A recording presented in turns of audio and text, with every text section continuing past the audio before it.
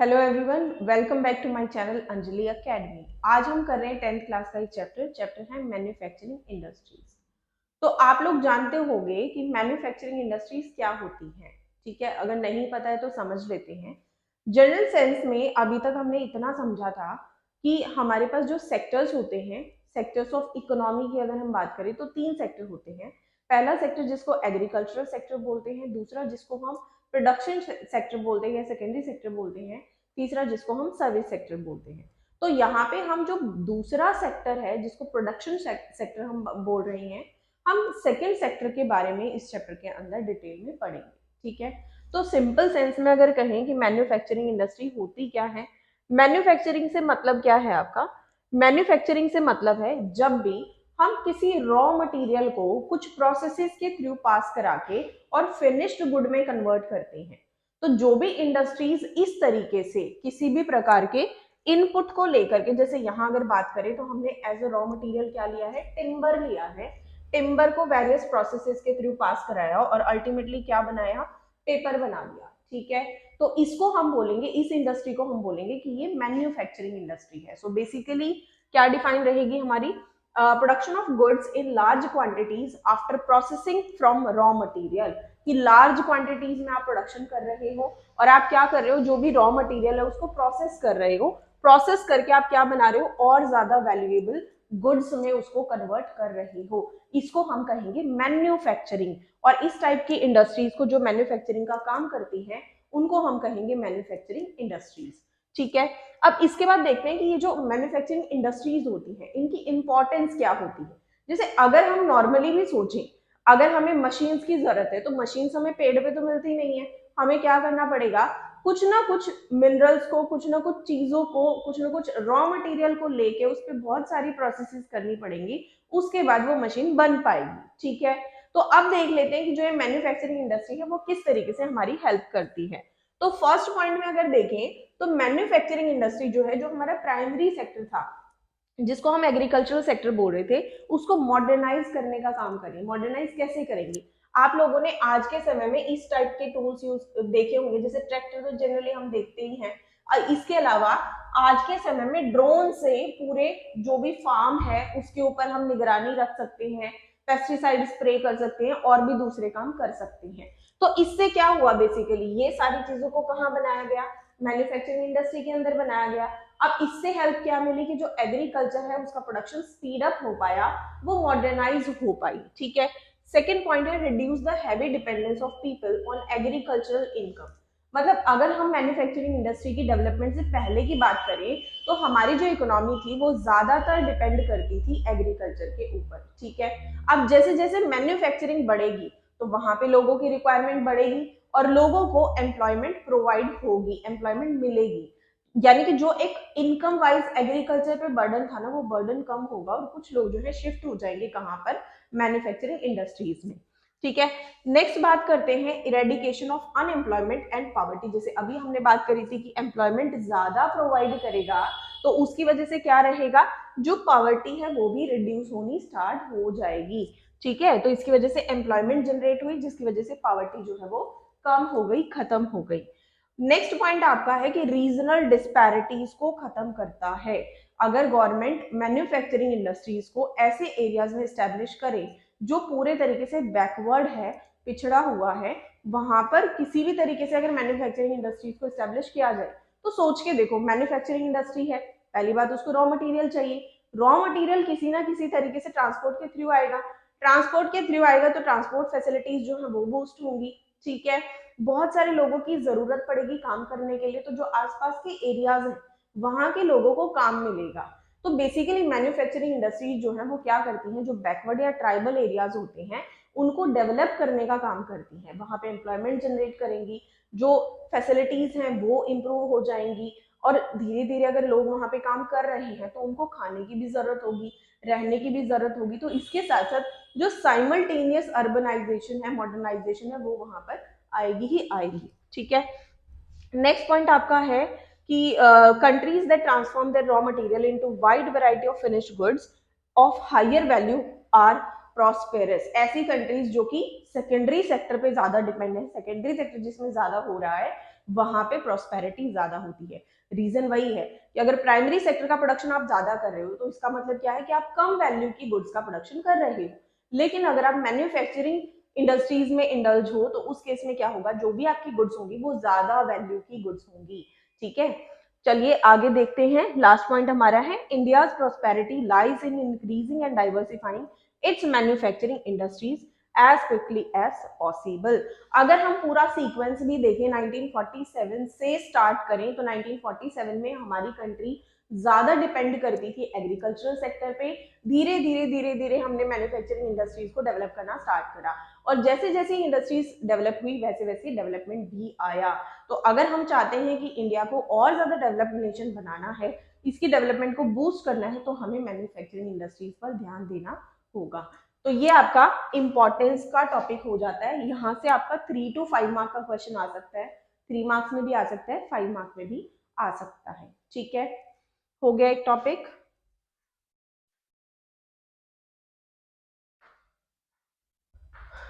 अब बात कर लेते हैं कि किस तरीके से अलग अलग सेक्टर एक दूसरे सेक्टर के ऊपर डिपेंड करता है। यहाँ इंपॉर्टेंटली हम एग्रीकल्चर और मैन्युफैक्चरिंग सेक्टर की बात कर रहे हैं।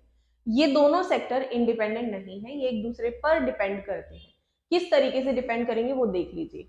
जो एग्रीकल्चर है, एग्रीकल्चर से क्या होगा, बहुत सारे टाइप का रॉ मटेरियल प्रोड्यूस होगा। तो ये जो रॉ मटेरियल है ये एग्रीकल्चरल सेक्टर कहाँ सप्लाई कर रहे हैं, इंडस्ट्री को सप्लाई कर रहे हैं।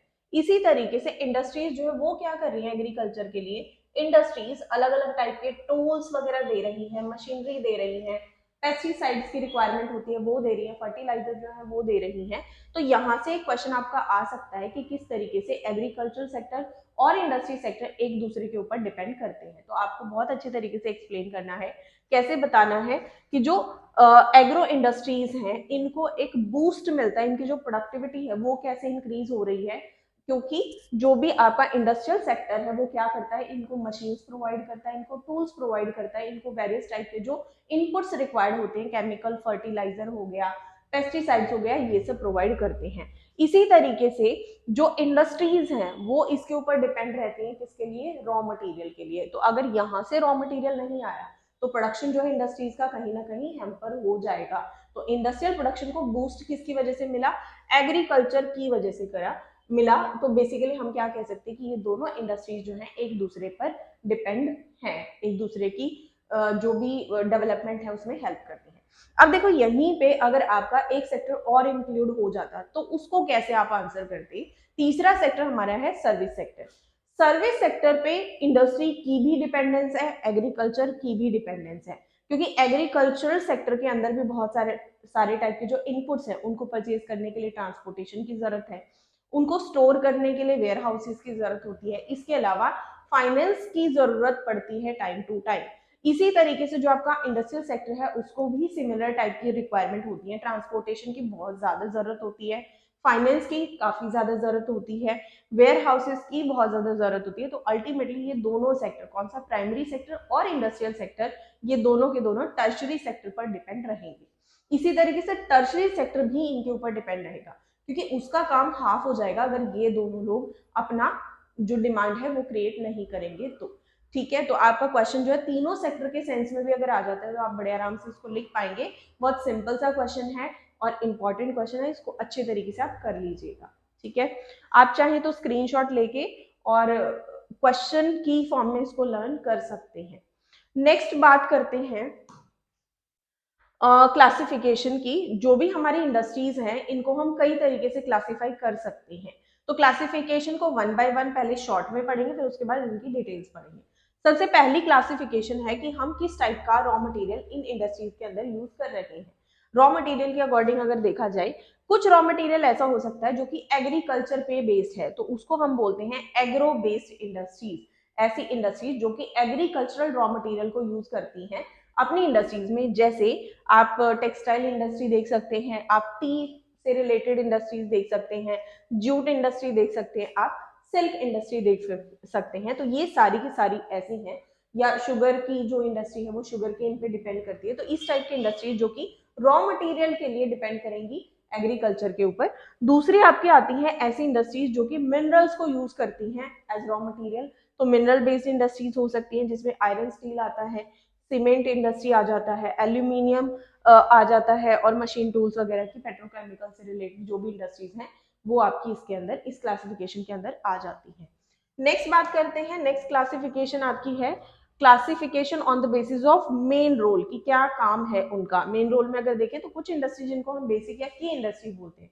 की इंडस्ट्री का मतलब क्या है कि अगर वो इंडस्ट्री नहीं होगी तो बाकी सारी इंडस्ट्रीज का काम ठप हो जाएगा। मतलब वो इंडस्ट्री जो कि रॉ मटेरियल यूज करके और मशीन्स बनाती हैं, वो मशीन्स जिसकी वजह से बाकी सारी इंडस्ट्रीज का प्रोडक्शन बूस्ट होता है, प्रोडक्शन बढ़ता है, या उनका प्रोडक्शन इवन हो भी उन्हीं चीजों की वजह से रहा है, तो उसको हम कह सकते हैं।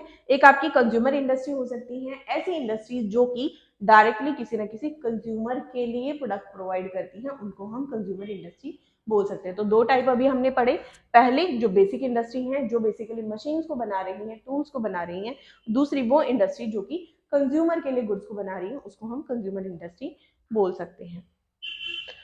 नेक्स्ट हमारा है on the basis of capital investment, तो ये कंप्लीट नहीं है, इसमें आपका स्मॉल स्केल इंडस्ट्री लिखा हुआ है। बाकी इसमें 3 टाइप की क्लासिफिकेशन हो सकती है, स्मॉल स्केल इंडस्ट्री हो सकती है, मीडियम स्केल हो सकती है और लार्ज स्केल हो सकती है। ठीक है, तो ये मैं मेंशन कर दूंगी, आपको डिस्क्रिप्शन में मिल जाएगा। स्मॉल स्केल इंडस्ट्रीज वो हैं जिसमें जो कैपिटल इन्वेस्टमेंट है वो 1 करोड़ तक की हो सकती है। तो इसी तरीके से मीडियम स्केल मतलब एक इन्वेस्टमेंट वाइज आप बात करोगे कि 1 करोड़ से इतने करोड़ तक अगर है तो मीडियम है, इतने से ज्यादा है तो उसको हम लार्ज स्केल इंडस्ट्री बोल सकते हैं। तो आई थिंक जो क्राइटेरिया वो कुछ ऐसे है कि मीडियम इंडस्ट्रीज में 1 करोड़ से 10 करोड़ के इन बिटवीन आपकी अगर है तो उसको मीडियम कह सकते हैं। 10 करोड़ के ऊपर जितनी भी इन्वेस्टमेंट होती है उसको हम लार्ज स्केल इंडस्ट्रीज बोल सकते हैं। ठीक है, नेक्स्ट हमारा है on the basis of ownership. Ownership में देखिए तो पब्लिक सेक्टर हो सकता है, पब्लिक सेक्टर वो जो कि ओन्ड और ऑपरेटेड बाय गवर्नमेंट एजेंसीज हैं, जैसे BHEL या फिर सेल है। ठीक है, तो इस टाइप की इंडस्ट्रीज जो कि गवर्नमेंट के अंडर आती हैं। प्राइवेट सेक्टर इंडस्ट्रीज वो हो सकती हैं जिनको ओन्ड भी प्राइवेट लोग करते हैं, इंडिविजुअल पीपल करते हैं या ग्रुप ऑफ पीपल कर सकते हैं, और ऑपरेट भी वही लोग करते हैं, जैसे बजाज ऑटो आ सकता है, टिस्को आ सकता है, डाबर इंडस्ट्रीज आ सकता है इसके अंदर।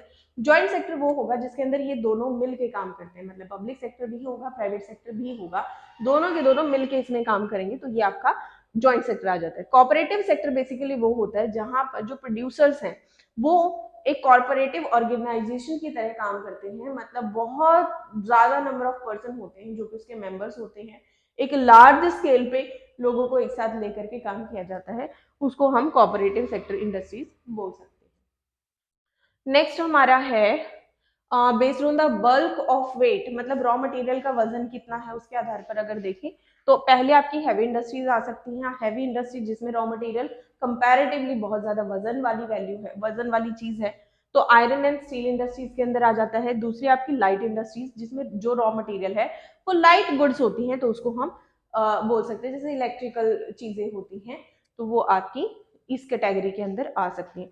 यहाँ से पेपर में बहुत ज्यादा आने के चांसेस है नहीं, तो आप निश्चिंत होकर पढ़ सकते हैं, कोई ऐसा नहीं है कि आपको बहुत ज्यादा रटने की जरूरत पड़ेगी, एक बेसिक इन्फॉर्मेशन आपको होनी चाहिए।